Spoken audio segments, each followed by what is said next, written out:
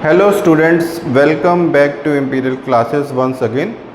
First of all, I will thanks कि आप लोगों ने इतना अच्छा रिस्पॉन्स दिया मेरे प्रीवियस लेक्चर को जो हमने आपको पढ़ाया था रिलेटिव क्लॉजेस के बारे में। आज भी हम उसी से मिलता जुलता टॉपिक है उसका पार्ट 2 लेके आए हैं। पिछले लेक्चर में हमने आपसे जो रिलेटिव क्लॉज डिस्कस किया था उसमें हमने डिस्कस किया था कि डैट को भी रख सकते हैं रिलेटिव क्लॉजेस में, लेकिन आज जो हमसे डिस्कशन करने जा रहे हैं that is the advance use of that, जहाँ पे केवल डैट को ही रखा जाएगा, बाकी हु हुम विच को अवॉइड किया जाएगा। कहाँ पे अवॉइड किया जाएगा वो हम आपसे इस पे डिस्कशन करेंगे। तो लेट्स कम, हम आपसे डिस्कशन करेंगे डैट पे, जिसका मीनिंग है हु हुम विच। पर कुछ ऐसी इंपॉर्टेंट सिचुएशंस हैं जहाँ पे हु हुम विच को अवॉइड किया जाएगा और डैट को रखा जाएगा। वो कौन सी सिचुएशंस है आज हम आपसे उसका डिस्कशन करेंगे। जैसे उन सिचुएशंस को मैंने बाइफरकेट किया ए बी सी पार्ट्स के तौर पे। तो ए पे हमने लिया है ऑल को, ऑल के साथ अगर विच आएगा तो उसको अवॉइड किया जाएगा और दैट को रखा जाएगा। कैसे रखा जाएगा? जैसे मैंने यहाँ लिखा है all plus which is risky in modern English, that is safe in modern English. तो एग्जाम्पल के साथ मैं आपको समझाता हूँ। All which they have said is true, दिखने में तो सही लग रहा है लेकिन एग्जामिनेशन पॉइंट ऑफ व्यू से it is risky, please avoid it. क्या सही है? All that they have said is true is safe and correct. इसका मीनिंग क्या निकल रहा है? Whatever they have said is true.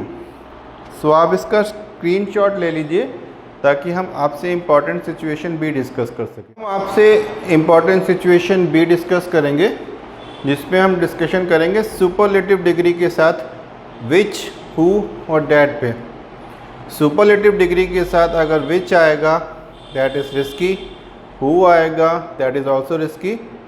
तो आपको क्या करना है? आपको डैट लगाना है। मैं कुछ एग्जाम्पल्स के साथ आपको समझा रहा हूँ। मैंने एक एग्जाम्पल लिया, do the worst which you can, do the worst which you can, ठीक है। Do the worst that you can, this is a superlative degree, the worst. तो हमें क्या लगाना है? जो मैंने आपको बताया था, that, that is safe and इसको अवॉइड करना है आपको इन मॉडर्न इंग्लिश में। इसका मीनिंग क्या है? जितना बुरा कर सकते हो कर लो।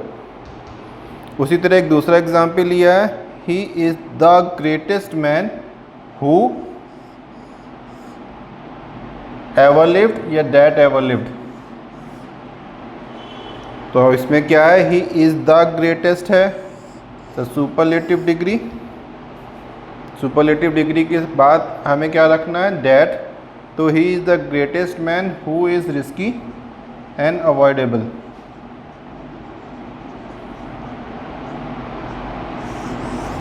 That is safe. तो क्या है? He is the greatest man that ever lived. तो आप इसका स्क्रीनशॉट लीजिए ताकि हम आपसे important situation number C discuss कर सकें। अब हम आपसे important situation number C discussion करेंगे। इसमें हमने कुछ शब्द रखे हैं जैसे something, everything, anything, nothing, much, little, anybody, somebody, no one, nobody के बाद विच रखा जाएगा कि डैट। तो मैं आपको बता दूं जहाँ पे ये आएंगे पोजीशंस, समथिंग आएगा तो हमको विच को अवॉइड करना है, रिस्की। एवरीथिंग आएगा, it is also risky and that is absolutely safe and correct. So ये सिचुएशंस आएंगी तो आपको डैट को ही रखना है, विच को अवॉइड करना है। कुछ इंपॉर्टेंट एग्जांपल्स मैंने दिए हैं आपको। देयर इज़ नथिंग, नथिंग यहाँ से हमने लिया है, there is nothing which an impostor can promise is risky and avoid in examination, and there is nothing that an imposter can promise is safe।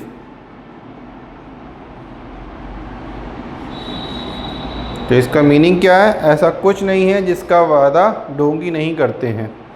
तो ये इंपॉर्टेंट सिचुएशंस के साथ हमको विच को अवॉइड करना है, दैट को रखना है।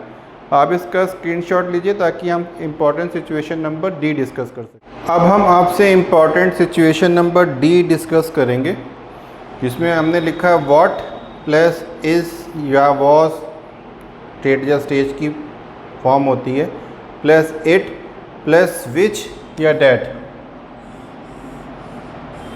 अगर इस तरह का आएगा तो उसमें हम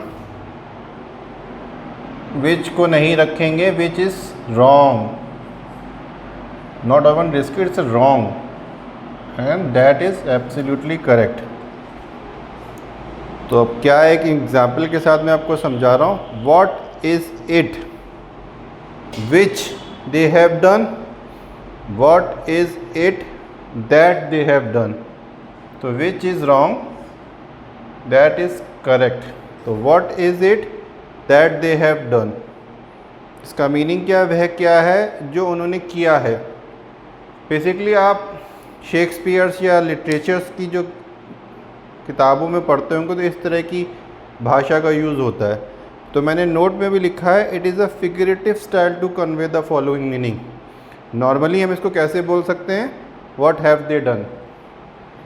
तो ये इंपॉर्टेंट सिचुएशन मैंने आपको डी बता दी है, आप इसका स्क्रीनशॉट लीजिए। नेक्स्ट की सिचुएशन पर डिस्कशन करते हैं। अब हम आपसे लास्ट सिचुएशन डिस्कस करेंगे, आज का हमारा लास्ट लेक्चर होगा, जिसमें हमने रखा है हु प्लस इज़ या was plus personal pronoun plus who, हुम और डैट। इस तरह की सिचुएशन आएगी तो हु, हुम या डैट में कौन सा करेक्ट होगा। तो जिस तरह की मैं आपसे डिस्कशन करता आ रहा हूँ उसमें तो आप कहेंगे कि डैट करेक्ट होगा, बाकी गलत होगा, लेकिन ऐसी सिचुएशन में सब करेक्ट है, everything is correct, but this is much better in modern English. Example के साथ डिफाइन करते हैं, who is he, who is he who oblique that has got the prize. Who is he, who has got the prize is also correct, who is he that has got the prize is much better। ठीक है, इसका मतलब है वह कौन है जिसने इनाम जीता है। ये थोड़ा फिगरेटिव स्टाइल में है, जो आप शेक्सपियर्स की या लिटरेचर्स में आप इस तरह की भाषा का यूज़ होते हुए देखेंगे। नॉर्मली हम लोग जो बोलते हैं वो इस तरह से बोलते हैं, who has got the prize. ठीक है, अब मैं इसको होम के साथ रख के कोरिलेट करके आपको डिफ़ाइन कर दूँ दूसरे एग्जाम्पल के साथ। Who is he whom they criticize या that they criticize, both are correct and this is much better। who is he whom they criticize is correct, who is he that they criticize is also correct। इसका meaning क्या है, वह क्या है जिसकी वह आलोचना करते हैं। It's little bit figurative. मैंने आपसे पहले ही कहा है कि ज़्यादातर आपको लिटरेचर्स की बुक्स में मिलता होगा। नॉर्मली हम इनको ऐसे यूज़ करते हैं, whom do they criticize। तो आप इसका स्क्रीनशॉट लीजिए। नेक्स्ट टॉपिक डैट का लेके आएंगे नेक्स्ट पार्ट में, नेक्स्ट लेक्चर के साथ। Thank you.